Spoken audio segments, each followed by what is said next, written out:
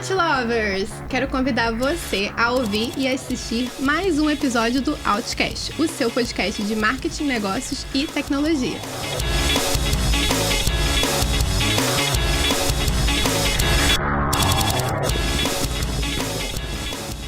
Eu sou Natália Figueiredo, jornalista e CMO, e hoje aqui comigo estão Mariana de Azevedo, advogada, atuante nas áreas de propriedade intelectual e tecnologia, hoje integrante da equipe do Costa e Vale Advogados, escritório especializado em direito do entretenimento, com foco no mercado musical. E aí, tudo bem, Nath? Bem-vinda, Mariana. Obrigada. Ainda Bruno Borges, gerente de ambientes e plataformas de comunicação na Petrobras, publicitário com longa experiência com criação em agências, até migrar para a comunicação empresarial, especialista em comunicação interna e gestão de ambientes digitais de comunicação, aliado para as lutas de valorização de diversidade e equidade nas empresas e na vida, e meu amigo e ex-colega de trabalho há 10 anos na Petrobras. Adorei a descrição que vocês fizeram de mim. Obrigado pelo convite. Vamos lá, é feliz de estar com você aqui 10 anos depois, dividindo a mesma mesa de novo. Ah, maravilhoso. E Juliana Portela, jornalista, especialista em marketing digital e publicidade afirmativa, mestrando em educação com pós-graduação em branding e analista de marketing na Outlab. Oi, gente. Bem-vinda, Ju. Obrigada, pessoal, pela presença. Hoje, a gente vai bater um papo aqui que tem deixado muito publicitário de cabelo em pé. Sabe aquela famosa frase do Chacrinha? Na televisão nada se cria, tudo se copia? Então, ela resume bem o que a gente quer discutir aqui hoje, que é até quando a gente pode se inspirar em uma campanha ou produtos de sucesso sem passar do ponto. Qual que é o limite da inspiração e quando que ela começa a se tornar um plágio? E, claro, quais são as implicações jurídicas e legais nesse jogo? Conceituando um pouco, o plágio ele é o ato de copiar ou apropriar-se de ideias, obras, textos, invenções de outra pessoa sem dar o devido crédito ou reconhecimento. Trata-se de uma forma de fraude intelectual. Esse é um problema que não se restringe só à publicidade, mas ele vai aparecer também no meio acadêmico, literário, jornalístico. E a gente vai encontrar muitos casos que foram até para a mídia. Mas quem já trabalhou em campanha sabe o ritmo acelerado de produção, aprovações, como é fácil não perceber todos os detalhes, principalmente trabalhando a muitas mãos. E que quando existe paixão e apego em determinadas peças, muita coisa pode passar antes de ir para a rua. Para ajudar a gente a mergulhar nesse assunto, eu vou começar perguntando para a Mariana, que atua justamente nessa área de propriedade intelectual. Mari, a gente consegue definir o que é referência? E qual o limite entre usar uma ideia como inspiração e copiá-la? Bom, Nath, primeiro queria agradecer também o convite. Prazer enorme estar aqui com vocês. Espero que o nosso papo seja útil para quem está escutando. E vamos lá, sobre a sua pergunta... A Lei de Direitos Autorais, vigente hoje no Brasil, ela não define exatamente o que é considerado um uso permitido de obra alheia como referência e o que é considerado plágio ou cópia. Ou seja, não existe uma definição legal do que é plágio. De toda forma, a lei, a lei dá são pequenas orientações, diretrizes do que pode ser considerado uma obra intelectual protegida e ela define muito bem que ideias e conceitos como tais não são protegidos por direitos autorais. O que é protegido é sempre a fixação dessa ideia ou desse conceito em um suporte específico. E aí, por conta disso, isso já é uma coisa um pouco pegada. Difícil, assim, né? Exatamente. Porque muita gente fala, minha ideia foi plagiada. Mas isso, na verdade, não existe, assim, em termos jurídicos. Não é correto falar que a sua ideia foi plagiada. E ideia é um conceito muito abstrato, Sim, né? exatamente. Muitas pessoas podem ter muitas ideias. Exato, exato. E o que, na verdade, é protegido por direitos autorais são as obras intelectuais que você cria a partir dessa fixação da ideia em qualquer suporte. E é, por exemplo, uma obra literária, quando você escreve o texto, aquilo ali já está materializado de alguma forma, então é protegido. E aí a gente vai ter obras artísticas, literárias, científicas, publicitárias. Isso tudo é protegido por direitos autorais.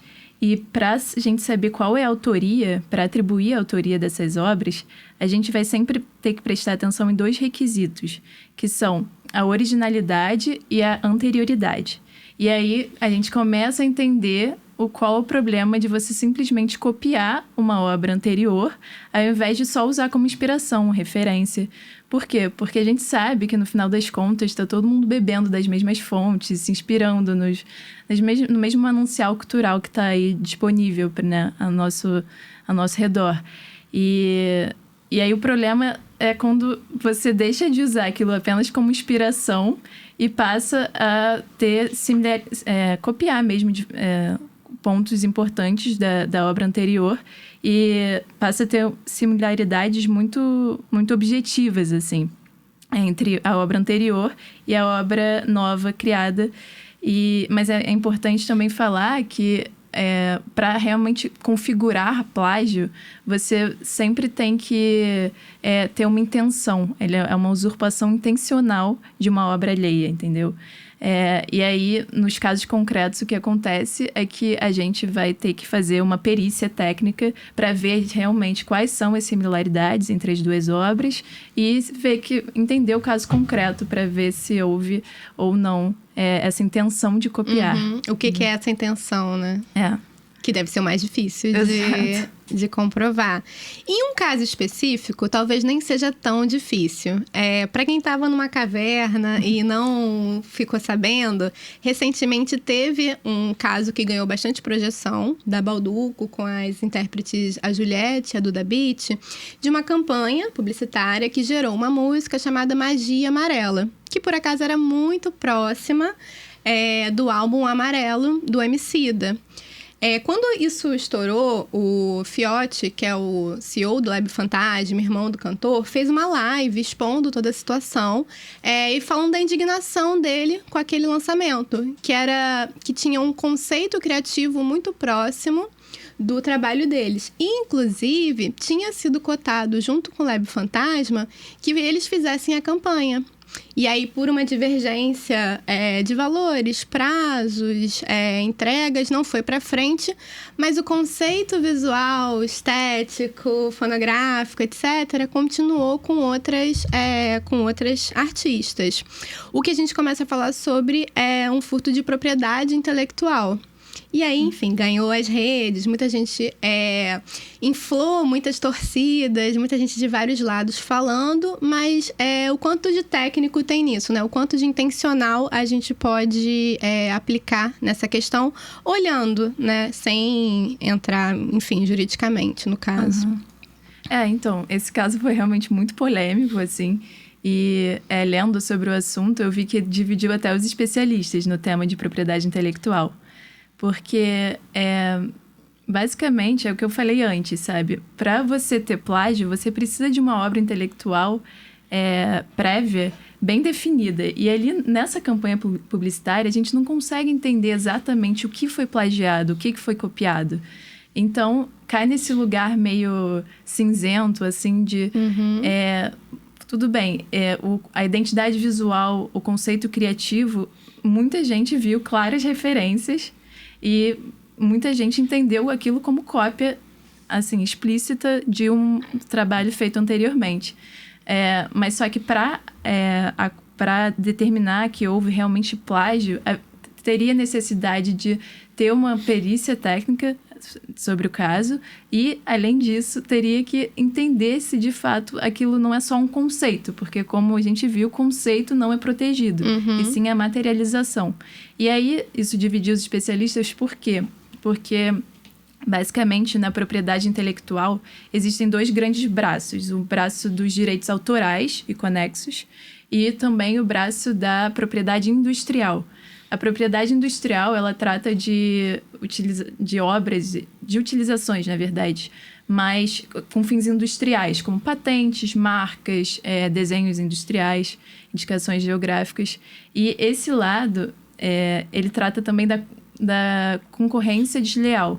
E aí muita gente falou, olha, o que houve aqui não é plágio, porque não existe uma obra que de fato foi copiada integralmente. Existe um conceito que foi utilizado e, enfim, depois soube-se que, na verdade, foi desenvolvido até com a ajuda, né, do próprio Emicida e da equipe dele, previamente, porque ele seria contratado para isso.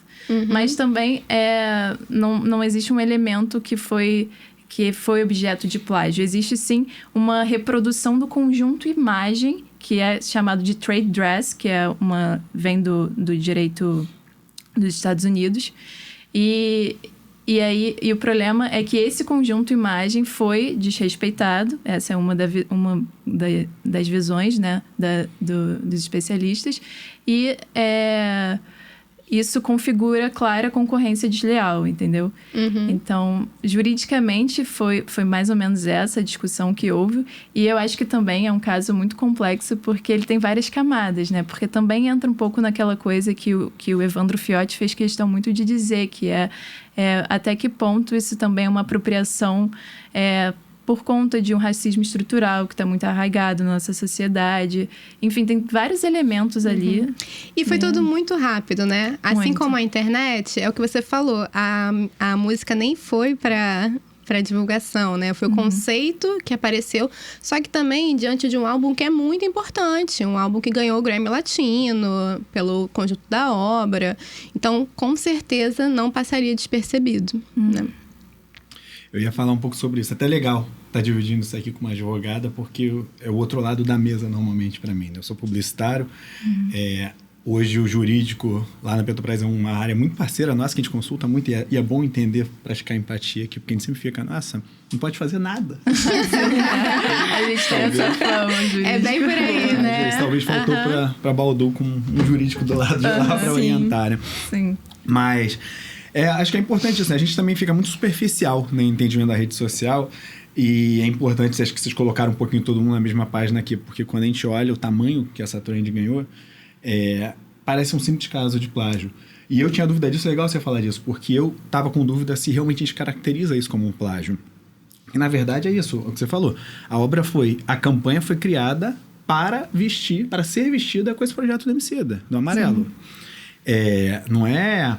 Eu fico imaginando, e aí eu acho que começa onde mora o grande erro da Balduc, da agência, de a partir do momento que, cara, não tem o Emicida, e aí a gente não vai saber, talvez nunca, se foi por questão de valor financeiro, por questão de ideologia, enfim.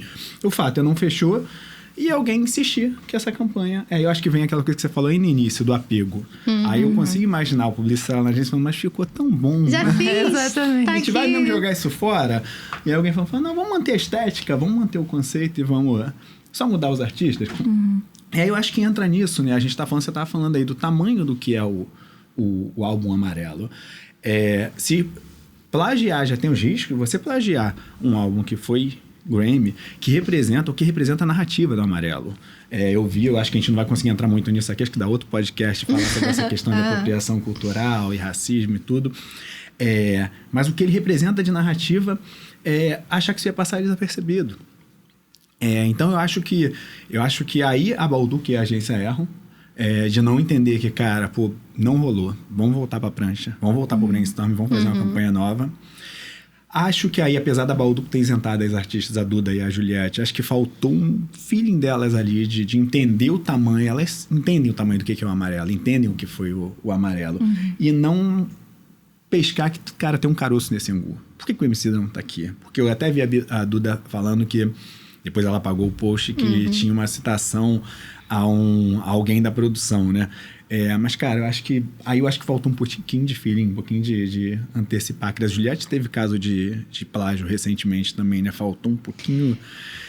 Exatamente. Isso corroborou porque ela já tem um histórico de outros projetos muito parecidos com a Pablo, com outros artistas. E aí ela, de novo, num caso, eu acho que até aumentou o caso da Balduco, né? Por ser algo recorrente na carreira dela, né? E justamente aí deveria ter muito mais cuidado, né? Eu não posso ser só contratada para ser intérprete de alguma coisa que eu tô assinando embaixo, que eu tô os artistas vivem de visibilidade, né? Do seu trabalho. Como que ele não participou do processo criativo? Ele não olhou o que ele ia cantar, né? É impensável. E tira até um pouco da magia, né? Quando você vê a própria Balduco e a própria Beat falando, não participei da criação dessa letra, pra gente também cai um pouquinho da... Claro. Aí afeta um pouquinho até a reputação delas também. A gente vai falar, acho que um pouquinho mais de reputação de marca aqui depois, mas assim, como assim? A artista que eu curto do da Beat, não ia cantar um negócio puramente beijo técnico.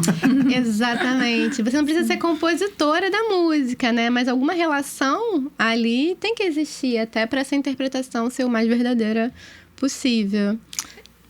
É muito complicado, né? Porque a gente que trabalha com comunicação sabe que os projetos, às vezes, não nascem de uma pessoa só e do nada, né? Eles passam por toda uma equipe e aí você vê, né? Chegou ao ponto de alguém não querer abrir mão da ideia inicial e aí levar pra frente, depois dá o problema que dá. E aí você pensa, poxa, será que não teve ninguém para avisar, sabe? Olha, isso não tá certo, enfim. Acho que as nossas ideias, elas são fruto daquilo que a gente vê, daquilo que a gente lê, daquilo que a gente vive. E a gente não pode pensar também que... tive uma ideia, isso daqui é original o suficiente. Acho que é importante pesquisar informações, né? Buscar evidências, validar com equipe, com clientes também, muitas das vezes, né? Ir co-criando. Na Outlab a gente faz muito isso, né? A gente trabalha com uma metodologia em que a gente vai construindo lado a lado com o cliente, faz reuniões de alinhamento e aí sim você se isenta, né? Constrói com responsabilidade. Nesse caso, particularmente, acho que faltou responsabilidade de muitos profissionais, né? O que é lamentável. Mas que a gente não tá imune a passar por esses problemas, né? Assim, então eu queria te perguntar, Bruno, quais são os erros que as empresas mais cometem nesse sentido, né? E os principais motivos que levem elas a cometê-los? Cara, eu acho que você falou aí no início da frase do Chacrinha, né? De nada se cria, tudo se copia. Na publicidade isso acontece muito. Eu venho de criação e a gente trabalha imerso a anuários de publicidade, acompanhando prêmios, acompanhando blogs, acompanhando o que está sendo feito de legal pelo mundo em comunicação. Agora, mais do que comunicação, agora a gente está... a gente está vendo cultura, está vendo sociedade, está vendo TikTok, está vendo Instagram. Isso é legal. Buscar referência é importante. Mantém a gente vivo, mantém a comunicação viva, mantém a gente fazendo coisas bacanas. O problema é exatamente quando a gente se apega àquela ideia e não consegue sair dela. E aí, às vezes, isso acontece por causa de um bloqueio criativo, cara, não consigo pensar outra coisa, eu tô preso a isso aqui. Acontece muito por causa de prazo, cliente botando, eu agora tô do lado do cliente também, assim como Às vezes a gente fica preso essa coisa de achar de caramba, não, pô, isso aqui é só uma referência, eu tô fazendo bem diferente. E não é possível você falando que alguém volta olhando e fala, cara, isso tá muito igual, você tá usando a mesma tipologia. Então acho que tem um pouco disso, a gente entender até onde vai a referência, até onde a gente tem que desapegar e construir coisas novas. Acho que tem também uma responsabilidade aí dos publicitários, das agências, de entender. Também a gente trabalha com criação, né?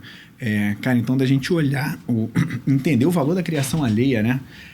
A gente que trabalha com isso, que sabe que ganha, é o nosso ganha-pão, não respeitar a propriedade intelectual alheia. Então acho que também tomar bastante esse cuidado, acho que garante. A gente, no final das contas, a gente vai acabar falando várias vezes que ainda no bom senso, mas bom senso é muito relativo. Muito. Eu tenho pra mim que não existe. Assim, toda vez que alguém fala assim, não, é só usar o bom senso, eu falo, não. Ficou muito solto. Não existe. Sim. Não existe, porque cada um vai ter o seu filtro, o seu background, suas experiências, coisas que já aconteceram, mas que ainda não aconteceram com você. E aí, se não tiver fluxos bem definidos, sabe? Processos, trocas, conversas, a gente vai ficando mais suscetível a cometer esses erros. E uma coisa que você falou, achei muito interessante, Bruno, da urgência, né? Porque a gente tá numa época muito rápida. Tudo é agora, o meme aconteceu agora, a gente tem que trabalhar agora, tal. Um exemplo foi até aquele vídeo do Bruno Mars, né? Que ele colocou dançando, tal. Aí, tipo, todo mundo compartilhou, quis fazer alguma coisa próxima, tal, não sei o quê. E aí você tinha que trabalhar imediatamente aquele vídeo, porque era o timing que ele estava rodando. Mas você, como marca, pode usar o rosto do Bruno Mars? Exatamente. Direito de imagem não existe, né? Não pode. A resposta é clara. E aí, na urgência, na coisa de estar no assunto que tá todo mundo falando, você comete esses erros, sabe? Você compromete a imagem da sua marca, você coloca o seu jurídico para trabalhar, porque o processo vem, sabe? E a gente também, com essas experiências, conseguiu entender muito que, cara, se você tiver um conteúdo legal, se você conseguir amarrar um gancho, você não precisa fazer exatamente no dia seguinte que isso tudo bombou, sabe? Se você construir uma coisa interessante, dá tempo. Você pode trabalhar com o tempo que a audiência vai consumir. Agora, se for só reproduzir, aí realmente tem que ser no mesmo dia, né? Exato. O Rafael, do TikTok, o que mora na Maré, como é que é o sobrenome dele? Será que Carvalho? Ai, eu não sei, medo de errar. Ele fez um vídeo sobre o filme da Barbie. Eu também sei qual é. Então, e foi assim, bem depois que... Vicente, né? Rafael Vicente. Ele fez um vídeo com um sketch, né? Assim, reproduzindo o comecinho do filme e tal. Mas foi tão interessante, tão cirúrgico. E assim, foi bem depois do lançamento. Não foi nada no dia seguinte, enquanto todo mundo tava falando. E aí, até num grupo de amigos meus, a pessoa falou assim, nossa, mas caramba, tava dormindo até agora, não sei o quê. O cara trabalha com internet, vai falar sobre isso agora. Mas, cara, vê o vídeo. A crítica social é perfeita dele colocar a Barbie como a favelada, né? E aí todos os estereótipos e como as pessoas se referem pra Barbie padrão, né? A Barbie estereotipada. E é belíssima, é uma obra. E é claro que para fazer uma obra dessa, leva tempo. Sim. Tem que roteirizar, filmar, fazer casting, né? Locação. Não vai ser imediato. E vai ter uma resposta boa. Conteúdo bom vai ser sempre conteúdo bom, né? Não perde o time. Então, não precisa a gente ficar nessa loucura que leva a gente a cometer determinados erros se o conteúdo... Exatamente, assim, conteúdo bom vai ser sempre consumido, né? Vai ser sempre um sucesso e a urgência vai ser sempre uma armadilha, vai ser sempre um perigo. E aí, considerando esse contexto dinâmico, né, de que a gente precisa acompanhar trends, acompanhar, às vezes, criar alguma coisa em cima de alguma música, de algo que está bombando, é muito importante fazer o dever de casa, né? Os criadores de conteúdo fazerem o dever de casa, que primeiro, criar com responsabilidade. Se você está se referenciando em alguma peça, alguma coisa criada anteriormente, deixa isso dali no briefing para os colegas que forem pegar esse briefing depois de você, saberem quais são os pontos de unidade entre o que você está propondo e aquela referência, e também saberem diferenciar. E uma outra coisa também que é dever de casa é você não se apegar só no que está ali na onda do momento, né? Consultar o brand book da marca que você está fazendo criação, consultar... o tom de voz da sua marca, as personas, entender se aquilo dali tem sinergia com o público da sua marca. Então, tudo isso se faz com o tempo, né? Tendo um prazozinho de 2 dias, você já consegue fazer. Às vezes, na afobação de, preciso soltar isso, os problemas acontecem, né? Aí da M. E, Mariana, tem uma legislação específica de direitos autorais para campanhas publicitárias? Olha, uma legislação específica não, mas a gente tem hoje a Lei de Direitos Autorais, que, como eu falei, trata de obras intelectuais, de modo geral. E aí, ela vai falar de obras artísticas, científicas, literárias, também publicitárias. E, apesar de ser uma lei um pouco geral, é importantíssimo que qualquer profissional que trabalhe com publicidade tenha conhecimento dela. Porque, como a gente sabe, qualquer campanha publicitária, ela está trabalhando diretamente com todos esses elementos, essas obras. Tem a música que está tocando no fundo, tem a imagem de quem está envolvido no processo, tem N obras ali em jogo e tem a própria obra publicitária enquanto obra coletiva. Então, o que a gente sabe é que... É muito importante que a atenção à lei de direitos autorais seja tanto prévia quanto para entender como o seu trabalho criativo vai ser protegido. E nessa parte da aplicação da lei de direitos autorais e consulta ela previamente, o que é importante é ter consciência de que você sempre precisa pedir, solicitar as devidas autorizações para quem é o titular dos direitos envolvidos. Então, se você está usando uma música, você vai precisar entrar em contato com a editora, provavelmente, que é titular daquela obra musical, a gravadora, que é detentora dos direitos sobre o fonograma. Então, enfim, qualquer texto que você escrever, você vai ter que atribuir crédito ao autor daquele texto. Isso é muito interessante o que você colocou, porque na publicidade ganha esse aspecto coletivo, né? Um conjunto de autorizações. Por exemplo, eu vou usar uma música, ou uma música que já não tem mais direitos autorais, né? Passou do prazo, tal. Tá em domínio público. Que já esteja em domínio público. Mas quem gravou esse fonograma? Exato. Isso não tá, Você que vai gravar no violão, né? Assim. E aí são pequenos cuidados, né? Exato. E aí, só complementando, justamente, um preceito básico da Lei de Direitos Autorais é que existem direitos patrimoniais e direitos morais. Os direitos patrimoniais, que são os econômicos sobre uma obra, ele pode ser transferido. O autor de uma obra, que é necessariamente uma pessoa física, ele pode chegar e transferir, ceder os direitos para uma editora, por exemplo. Mas os direitos morais, eles são inalienáveis. Então, ele não pode, de nenhuma maneira, dizer que não é autor daquela obra. Assim, não podem usar a autoria dele como se fosse de outra pessoa, entendeu? É um direito de crédito, é um direito moral inalienável e que, com rede social, assim, é uma coisa que todo mundo esquece, sem... Ô, Mariane, como é que funciona? Você está falando disso agora, um meme. Você citou o caso do Bruno Mars. Mas, ok, ali a gente ainda consegue saber, cara, é o Bruno Mars. Mas tá falando de meme. A gente cansa de ver. Aí tem figurinhas que são famosas de meme, que a gente vai descobrir. O cara mora lá no interior da Finlândia e aquela imagem, cara, viralizou. Como é que é? A gente pode usar? Eu tenho essa dúvida, muito trabalho com comunicação interna hoje. Eu posso usar um memezinho lá na minha rede social interna? Assim? Olha, quando os fins são comerciais, a gente sempre indica para fugir, sabe? Porque quando tem fins comerciais, e a publicidade geralmente tem, né? Por razões óbvias, o ideal é você evitar qualquer uso de imagem alheia e de qualquer criação intelectual alheia, né? O meme, às vezes, a gente sabe que cai nesse lugar, assim, de ser uma coisa muito disponível na internet para mero entretenimento. E aí, quando não tem fim comercial, tudo bem, pequeno trecho. Pode dar problema também em questões de direito de imagem, porque se qualquer pessoa que tem a sua imagem veiculada em rede social, se ela não estiver satisfeita com aquilo, ela pode reivindicar os direitos. Pede pra tirar, né? Sim, exato.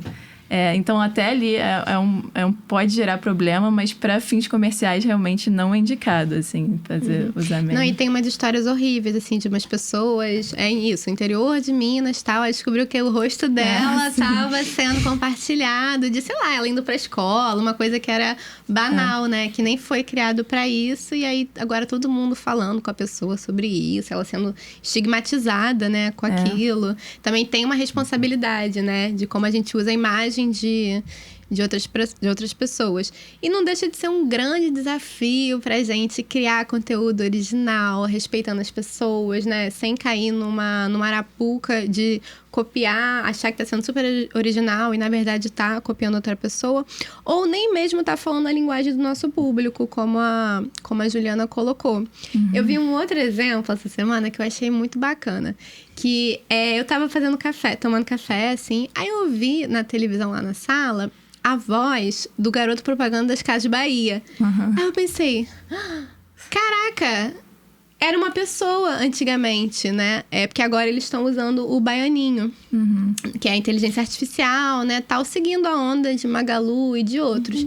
Aí eu falei, caramba, já foi uma pessoa o rosto das Casas Bahia. Aí depois eu fui descobrir que eles voltaram com esse rapaz, que aí traziam o slogan original, tal, não sei o quê. E aí, como que eles decidiram voltar? Perguntaram às pessoas. Sim. Fizeram uma pesquisa e muita gente ainda se identificava com aquele antigo rosto, tal. Foram fazer essa pesquisa de opinião e chegaram nessa solução. Vocês falaram dessa coisa da identificação do público, né? Isso, talvez o público da Casa Bahia seja um público que tá ali, quer ver a pessoa, não quer ver a inteligência artificial.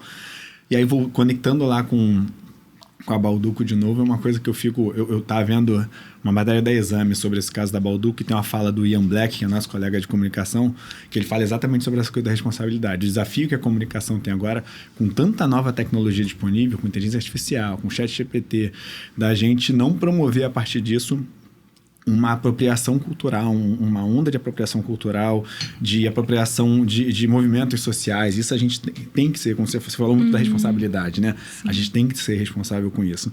E aí, eu tô pensando isso, juntando com essa coisa da identificação da marca, né? Eu fico até pensando até que ponto a Bauducco, se não tem um pouco de... Não sei se desconexão, talvez seja forte falar, mas de querer atrelar a narrativa de construção da Bauducco com a narrativa de vida do Emicida. Um preto rapper, será que conecta? Será que realmente é isso? Que as pessoas realmente, o consumidor final ali do Panetone Bauducco, realmente é essa trajetória? E é por isso que eu falei que a gente nunca vai saber se foi valor financeiro, se foi valor ideológico. Será que é realmente a mesma história? Aí entra um pouquinho nisso que vocês falaram, de ouvir, de entender o público e entender a identidade de marca também, né? Dá uma forçada na barra, né? Eu né? acho que dá uma forçada. Sim. Me causou esse estranhamento também. Bom você trazer isso como exemplo, porque pesquisando, né, outras marcas que foram acusadas de plágio, você vê isso muito entre concorrentes, né? Tem um caso icônico também, de 2020, do McDonald's e do Burger King. O Burger King postou nas redes sociais, assim, copia, mas não faz igual. E uma foto que era lá do metrô de São Paulo, de uma promoção idêntica, com o mesmo preço, né? Porque os produtos são semelhantes, são os mesmos, na verdade, só de marcas diferentes, e eles postaram assim, copia, mas não faz igual. E o mesmo preço, a mesma identidade, os mesmos produtos. Você vê isso acontecer entre concorrentes. Mas assim, nesse caso da Bauducco, é muito estranho mesmo, porque é uma coisa que não tem absolutamente nada a ver com a outra, né? E aí, trazendo esse exemplo aqui de concorrentes, acho que é muito importante para a gente que trabalha com comunicação digital também, tomar cuidado nesse monitoramento de concorrência. Você tem que olhar o seu concorrente, claro, mas não é para fazer igual, né? É para entender o que ele está fazendo ali e criar soluções e peças com originalidade, né? De uma outra maneira. Uhum. Nesse caso, Mariana, que a Juliana falou, né? Que não é, assim, uma criação nova, tal, do Burger King. O Burger King que imitou o McDonald's? Não, foi de acordo com o Burger King, porque é isso, né? De acordo com o Burger King fez o post. Né? Falando assim, copia, mas não faz igual. O McDonald's botou um OH, né? Um Out of Home, exatamente igual ao Burger King. Como que um tribunal lidaria com isso? Tem precedente nesse caso? Olha, uma coisa interessante de pensar, assim, em relação a casos de campanhas publicitárias que deram algum problema, né? É que, na verdade, a gente tende a pensar que esses casos vão pro Poder Judiciário de imediato. Mas aqui no Brasil existe o CONAR, que é o Conselho Nacional de Autorregulamentação Publicitária, que também qualquer publicitário tem que ficar bem atento em relação a ele. E, enfim... E ele é uma organização da sociedade civil mesmo, que foi criada para que o mercado publicitário fosse regulado sem uma intervenção direta do Estado, dos órgãos estatais. Que é uma ótima ideia, né? Exato. É uma ótima ideia e é muito interessante como existem várias diretrizes, princípios do Conselho de Ética do CONAR, que são muito úteis assim, para o dia a dia do publicitário. E eles, geralmente, esses casos acabam indo para o CONAR antes de chegar no judiciário, entendeu? E tem vários casos. Esse ano mesmo eu li sobre um que foi bem interessante, que com certeza vocês devem estar lembrados daquela propaganda clássica da Parmalat, das criancinhas fantasiadas, com que certeza, marcou né? a década de 90, assim. Enfim, marcou a minha infância totalmente. E esse ano o que aconteceu foi que a Heineken, né? Ela estava investindo na campanha publicitária para um refrigerante com pouco açúcar, assim, que até é engraçado que a publicidade deles atual é que, assim como pouco açúcar, eles também não investem tanto em falar sobre o nome e tal, uma coisa meio uma publicidade do boca a boca, sabe? Uhum. Mas uma campanha que eles tinham desenvolvido e acabou tendo que sair do ar, foi suspensa pelo CONAR, por orientação do CONAR, foi que eles faziam um vídeo em que pessoas adultas estavam fazendo referências a essa propaganda da Parmalat, mas com a Coca-Cola, o refrigerante. Olha eu cometendo a Não do refrigerante. não patrocina esse podcast. Exato, não. Enfim, o refrigerante a campanha acabou tendo que ser suspensa, porque eles entenderam que era um uso indevido da campanha alheia, da campanha da empresa da Parmalat. E a recomendação do CONAR foi justamente essa, que fosse suspensa a campanha eles até alegaram que poderia ser um caso de, na verdade, a Heineken alegou isso, né? Que poderia ser um caso de paródia. E paródia é aceita pela lei de direitos autorais. Uhum. Mas o CONAR entendeu de forma diferente. Enfim, é um dos casos que surgem, né? Porque, infelizmente, ainda não existe muito essa cultura no mercado publicitário de ficar totalmente atento ao que vocês falaram mesmo. Usa-se muito como referência coisas anteriores, mas não se tem conhecimento muito dos princípios legais que tem que orientar ali aquele uso, sabe? Uhum. E as grandes empresas têm um time jurídico grande, que muitas vezes deve ficar também em acordos, né? Não necessariamente ir para... Exato, exatamente. É uma tendência do direito autoral de forma geral, assim, não só do mercado publicitário. Existe muito caso de plágio musical e a gente vai procurar no judiciário e não tem muito precedente. Então você fica, cara, o que está acontecendo? Onde está desembocando isso tudo, sabe? E é isso, porque a maioria são casos em que há resolução extrajudicial, né, do conflito. O que é interessante, é uma tendência à conciliação, mais do que ter que acionar o judiciário. E até porque muitos membros do judiciário têm que lidar com assuntos tão diversos e direitos autorais é um assunto tão específico. É bastante técnico. Muito técnico, que às vezes a gente vê decisões meio... assim, aberrações jurídicas, assim, na área de direitos autorais dentro do judiciário. Enfim. É interessante. E assim... Ninguém quer passar por isso, né? É o que a gente foge e tal, mas também ninguém tá imune.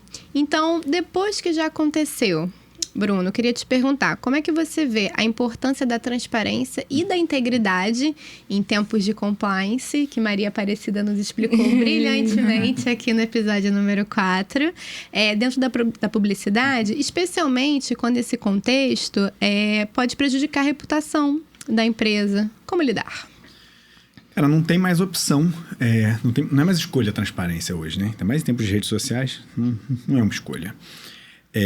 Embora o que a gente mais vê são muitas marcas decidindo o grau de transparência a partir do potencial impacto que aquilo vai ter para a marca e para o público dela. No caso da Bauducco, eu acho que dá para perceber isso. A resposta que a Bauducco dá, ela vai lá, isenta a Duda e a Juliette, mas ela não assume erro, e ela não explica muito. Parou ali. Ela fala que ela sempre foi amarela, ou amarelo é a cor dela. Ela fala que sempre usou tipologia. E a galeria ainda assina junto, né? Ela coloca a galeria, a agência para assinar junto. Pois é, então assim, até que ponto aquilo ali foi transparente? Mas por outro lado, até que ponto essa crise realmente impactou o consumidor final da Bauducco? É uma conclusão meio triste, mas assim, será que ela vai vender algum panetone a menos por causa dessa... Então eu acho que no final melhor nós três, assim. Algumas coisas, né? Eu falei, uma triste conclusão. Burger King e McDonald's é a mesma coisa, né? Exato. Eu acho que, assim, provavelmente a maior perda dela vai ser, eventualmente, num acordo, num processo. Vai ser maior ainda, provavelmente, com os milhões jogados fora da campanha, que no final das contas foi do polícia, se alguém tivesse interrompido lá no início. Exato. Então, acho que é isso. Acho que em tempos de redes sociais, em termos de agilidade, igual a gente tem na informação, não dá mais para escolher não ser transparente, mas é fato que o quão transparente vai ser tem sim uma medida de potencial lá no fim de do trabalho, do impacto que isso vai gerar no público. E a gente consegue pensar estratégias diferentes, tanto para o público externo, que está tendo visibilidade dessa campanha, só que de longe, quanto para o público interno, que muitas vezes tem que ser a pessoa questionada por pessoas próximas sobre aquela marca, já que trabalha lá, então está mais próximo, presente, né? Como que a comunicação interna ela pode desempenhar esse papel de prevenção e gestão de crises de reputação? Legal você falar disso, que aí entra um pouquinho o meu cercadinho ali, né? Hoje eu trabalho com comunicação interna, e aí sim eu acho que tem um impacto que tem que ser considerado, que é no empregado que trabalha lá dentro. Eu vejo meio como se você descobrisse do nada, pegasse que a sua família não é ética. É um pouco disso, né? Você tem uma quebra de um elo de confiança ali dentro. E se você não tiver um colchão de reputação com esse empregado bem fofinho, o tombo é grande. E é isso que você falou. No final das contas, esse cara tem que ser o primeiro advogado da tua marca. É lá no almoço de domingo com a família que ele vai ouvir o cunhado falando, pô, e tua empresa, hein? Copiando lá o MC da Que Vergonha. Então, cara, se a comunicação não for rápida para entregar para ele um posicionamento da empresa, ele não vai ter argumento, vai faltar munição para ele nessa hora. E é isso. E, cara, não tem mais tanta essa barreira de interna e externa ali. É isso. Eu tô dentro da empresa aqui, olhando a minha intranet e, cara, eu tô aqui no celular, vendo no Instagram, vendo tudo que tá sendo falado com muito mais agilidade. Enquanto a gente tá lá tentando aprovar uma matéria para botar na intranet com posicionamento, tem 1 milhão de citações no Twitter já com memes e tudo. Então, realmente, esse público é um público que tem que ser muito cuidado numa hora de uma crise dessa, porque é isso, ele tem que ser advogado e tem uma quebra de confiança. Você se sente um pouquinho traído nessa hora. E é um público que você precisa que esteja com você, né? Ali do seu lado, porque vai ser quem vai estar dando a cara, né? Exatamente. Sobre a empresa. É o primeiro que vai te defender. Aquela coisa de família de eu posso falar mal do meu irmão, mas não fala você, não. Sim. E tem uma outra coisa também que se fala muito hoje, que é a marca empregadora. A gente estava conversando aqui antes de começar sobre isso, né? Falando sobre marca empregadora. E é isso. Esse público, ele te ajuda a mostrar que aquela empresa é uma empresa bacana, ética, que tem futuro, que São é aliados, sustentável, né? para atrair novos talentos. E quando esse público ele se sente traído, ele tem a confiança abalada, ele vai impactar o teu potencial como marca empregadora. Você vai atrair menos talentos para sua empresa também por conta disso. Então, realmente, é outro ponto que a gente tem que considerar na hora de tratar essa crise. Não é só lá a venda do panetone. Sim. E a Petrobras tem muito isso, né? Dos petroleiros. No tempo que eu tive por lá, eu percebia muito. Você não precisa trabalhar numa plataforma para você se sentir petroleiro, né? Conseguiu construir essa cultura forte. A gente tem... E aí eu tô falando isso tudo com um pouco de relembrando muitas coisas aqui que a gente passou. Acho que todo mundo vê o que tem sido a jornada da Petrobras nos últimos anos. A gente tem realmente um colchão de reputação muito grande que foi, nos últimos anos, bastante colocado em prova. Então, passamos por isso também, de questão de orgulho, de questionamento. E, vamos lá, a gente tem que estar lá, cara. Você tem que estar sendo ágil, você tem que estar botando a cara a tapa. Então, acho que essa parte eu posso falar com um pouquinho de propriedade, que, cara... Você tem que se abrir, você tem que ser transparente, você tem que ser ágil, você tem que ouvir e você tem que responder o que a galera tá querendo saber mesmo. Senão você perde esse cara lá para fora. Não, excelente. E aí, dando uma resumida nessas boas práticas, né? A gente falou um pouco sobre trabalhar público interno para que eles sejam aliados nessa responsabilidade, né? De falar enquanto a marca. Tá de olho no CONAR, tá de olho nas questões técnicas para entender até onde você pode ir, o que você não pode fazer. E também pensar o processo criativo com bastante responsabilidade. Em tempos de ChatGPT, parece que a gente... vai desaprendendo a pensar, sabe? A criar, acha que tudo vai vir ali do Google ou do ChatGPT. Mas esquece a sua vivência. Os filmes que você já assistiu, o que você lê, os lugares que você já foi, com quem você conversa, as próprias coisas que acontecem na sua vida que vão ser as mesmas que vão acontecer na das outras pessoas, que já é um insumo maravilhoso de campanha, de conteúdo, né? De interação. E, justamente, conversar com o seu público. Pergunta. Não sabe? pergunta. Vamos fazer pesquisa, vamos usar caixinha no Instagram, vamos trazer essa audiência, que é o que a gente chama de UGC, né? User Get Content, para trabalhar com a gente. Porque acabou, né? Essa época de estamos aqui produzindo e a audiência você tá só recebendo. Ela é co-criadora com a gente e pode evitar cair nessas armadilhas. E aí eu queria perguntar para vocês também se ainda tem mais alguma boa prática que vocês gostariam de recomendar para outras empresas e anunciantes mesmos, para ajudar a sempre trabalhar de uma forma ética e não precisar gerenciar essa crise lá na frente, né? Bom, o que a gente fala lá no escritório é que tem que sempre ser preventivo. Não adianta, depois que deu o problema, ligar para o advogado desesperado. Ai, meu Deus, o que eu faço agora? E aí vai ser muito mais difícil, muito mais custoso. Então, o que acontece é que a gente sempre tem que trabalhar preventivamente e pedindo sempre todas as autorizações que estão relacionadas às obras envolvidas na campanha publicitária. E aí, por isso, é essencial que tenha alguém com esse olhar de entender quais vão ser as autorizações necessárias e fazer o que a gente chama de clearance de conteúdo, que é a liberação dos direitos sobre os conteúdos que vão ser divulgados, para ver que está tudo realmente em ordem, tudo seguindo desde normas do direito consumidor até do direito autoral, propriedade industrial, enfim. A minha recomendação de boas práticas, claro, tem que ser jurídica para cumprir meu papel. Então, é um pouco isso, assim, haja antes que dê o problema, sabe? Maravilha. A minha é copia, mas não faz igual. Por favor. Em caso de erro, né, de crise, de algum problema, primeiro aprenda com a experiência, né, leve para dentro. Achei muito bonito o que você falou, Bruno, sobre tratar o público interno como uma família. Porque é isso, deve ser muito triste você trabalhar numa empresa muito ruim, que você não sabe o que está acontecendo, né? Você está vendo ali a crise estourando na imprensa, publicamente, e você não sabe quais são os próximos passos, se vai falir, se você vai ser demitido, né? Você não sabe.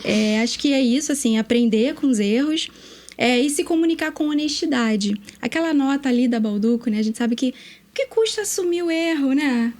É o momento de dizer, erramos, né? E a partir disso, criar estratégias de fortalecimento da marca, né? Mostrar, revisitar novamente, né? Esses documentos internos que muita gente na correria do dia acaba não revisitando, que é olhar ali qual o propósito da empresa, né? Trabalhar a marca no dia a dia também. Acho que é super importante. Eu falaria também, acho que é chover no molhado, mas primeiro consulte seu jurídico. Mas não menos importante, né? Mas o que eu ia falar que acho que é chover no molhado é cerca de diversidade também. Eu acho que a gente está muito fechado em bolhas, né? E aí você falou muito do ouvir, cara, ouvir do lado. A gente vê o valor disso, né? Quando a gente está ali em equipes que são diversas. Talvez a gente falou aqui de novo do caso do Amarelo. A gente falou aqui de como esse caso ele tem um pezinho ali sendo discutido em racismo. Não sei, será que não sei se tem, tô falando aqui sem saber. Será que tinha um preto envolvido nessa campanha? Para de repente olhar e falar, cara, isso pra gente tem outro significado. Pera aí, não vamos nessa não. Não vamos sei. Por aí, né? Então acho que assim, acho que isso cerca de diversidade na equipe, na hora de ouvir, na hora do público. Acho que não é... Tá super na moda, não é grande invenção não, mas eu acho que é legal reforçar sempre isso. Legal. Bom, no episódio número 4, a gente tentou começar uma tradição aqui no Outcast, que é de fazer uma sugestão literária para quem quiser continuar pensando sobre esse assunto, estudando, conversando mais. Aí eu queria pedir para vocês, se vocês têm indicações de livros para a gente continuar essa conversa. Bom, eu vou dar uma de direitos autorais, justamente por isso que a gente vem falando que, às vezes, o publicitário tem outras preocupações que são igualmente relevantes, né? Até o centro do trabalho, mas acaba deixando um pouco de lado o lado jurídico. Então, minhas recomendações são 2 manuais que são muito bons, muito didáticos, assim, direto ao ponto. Que um é do desembargador Costa Neto, que é interessante porque ele atua no judiciário e é um especialista em direitos autorais. É um dos casos, assim, poucos casos, infelizmente. e direitos autorais no Brasil, e também de uma advogada de São Paulo, Eliane Abrão, e direitos autorais e conexos. Então, a gente pode botar na descrição o nome, se for mais fácil de acessar, mas vale a pena. São leituras boas e bem robustas, assim, em termos de informação. Legal, anotado. A minha dica, ela não é bem um livro que vai falar de ética ou de comunicação, mas eu acho que é um livro que ensina muito até para a vida. Porque ele fala de narrativa. E aí ele fala que o nosso conhecimento, né, ele é construído pelo que a gente ouve, o que a gente vê, pelas vivências, pelo repertório. E aí é o perigo de uma história única, da Chimamanda, que é um livro de bolso, super fácil de ler. E eu acho que tem conexão com o tema também, né? Maravilhoso. E outra coisa, uma dica extra. O episódio número 4 do Outcast, que vai ensinar como gerenciar uma crise em caso... Caso aconteça, Caso aconteça, nunca se sabe, assista. Just in case. Bruno? Eu vou sair um pouquinho só do tema, porque não foi combinado a última pergunta a gente falar aqui de racismo e diversidade e a minha indicação. Mas, então, acho que só um pouquinho, mas não é muito, não. E a gente tá falando tanto de Emicida, então acho que eu vou dar 3 indicações. Eu sou péssimo com gravar nome de livro. Eu tô aqui tentando, eu acho que eu vou falar alguns nomes errados. Mas primeiro, como pai de uma menina de 4 anos, que cara, vive na bolha. A gente vive numa bolha. A gente tá aqui na zona sul do Rio de Janeiro. Eu sou do subúrbio, eu sou de Inhaúma, mas eu sei como a gente vem pra cá e vive numa bolha.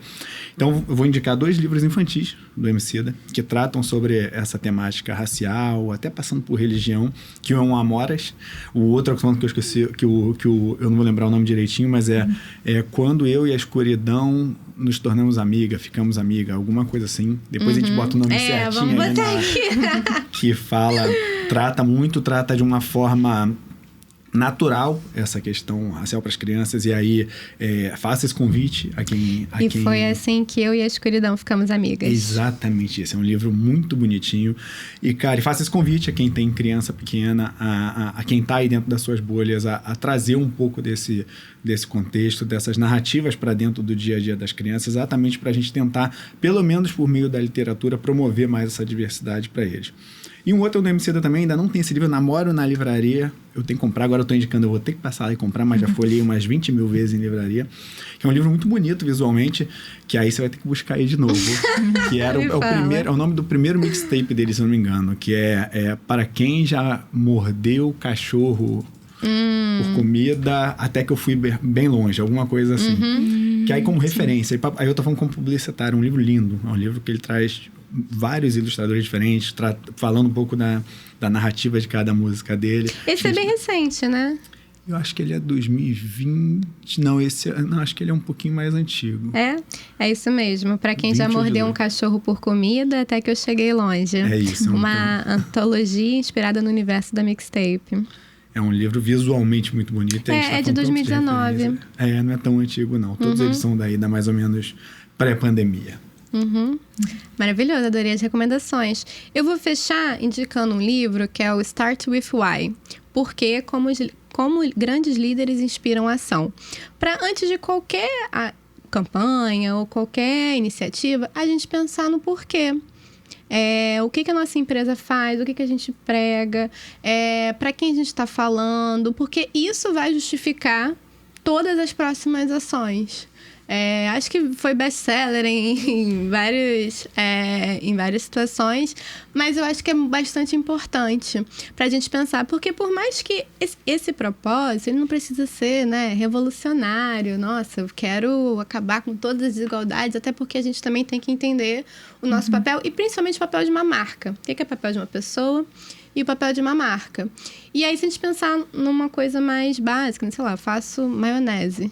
Então, eu vou fazer a melhor maionese, que ninguém vai passar mal com a minha maionese. E eu vou usar produtores locais para diminuir as minhas emissões de carbono. E assim, o que eu consigo fazer dentro do meu universo? Mas pensando quem eu sou. E não porque alguém fez uma campanha legal, o Emicida tem uma música tão linda. É tão linda, por que eu não posso usar no meu? Né? Acho que vai mitigar bastante os erros, se a gente começar por aí. Muito bom, bem bacana. Bom, gente, muito obrigada por estarem aqui com a gente hoje. O Outcast vai terminando por aqui. A gente vai chegando no nosso fim. Eu espero que vocês tenham gostado, que tenha sido muito legal, bastante rico e produtivo. E para vocês também, que estão assistindo, essa conversa ela não para por aqui. Acompanhe o Outcast no Spotify e também siga a Outlab no Instagram, no Facebook, no nosso TikTok. A gente vai continuar conversando por lá. Espero vocês até o mês que vem. Tchau, tchau.